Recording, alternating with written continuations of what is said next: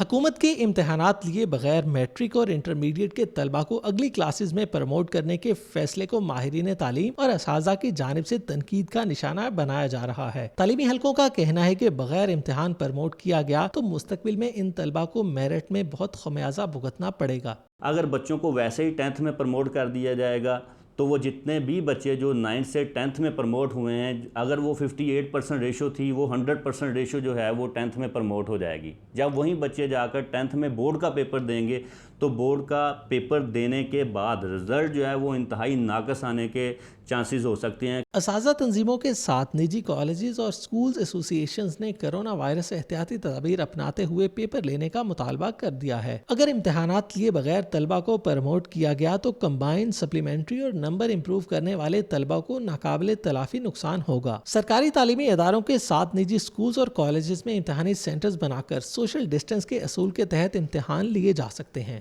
اگر کسی ایک روم میں 30 بچے بیٹھ کے پیپر دے رہے ہیں، وہاں پر 15 کر دیے جائیں اور نگران ایک کر دیا جائے، ان کو تقسیم کر دیا جائے تاکہ رش بھی نہ پڑے اور SOPs پورے کر دیے جائیں، سینیٹائزر مہیا کیا جائے، ماسک مہیا کیے جائیں، بچے اپنے پیپر پراپر طریقے سے اٹیمپٹ کر سکیں۔ پرائیویٹ کالجز ایسوسی ایشن، ایجوکیشن رائٹس کمیشن، ایسوسی ایشن آف پرائیویٹ سکولز الائنس اور پنجاب ٹیچر یونین سمیت تعلیمی حلقوں نے حکومت سے بورڈ امتحانات کے خاتمے کے فیصلے پر نظر ثانی کا مطالبہ کیا ہے۔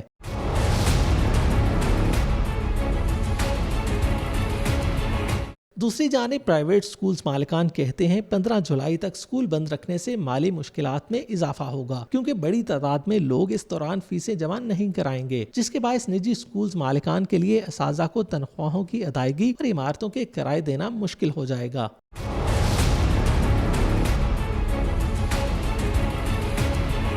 نجی سکولز ایسوسی ایشنز نے حکومت سے نجی سکولز کو اساتذہ کی تنخواہوں اور کرایہ جات کی ادائیگی کے لیے بلا سود قرضے دینے کا مطالبہ کیا ہے۔ کیمرہ مین شاہ زیب کے ساتھ جہانگیر اشرف، فیصل آباد۔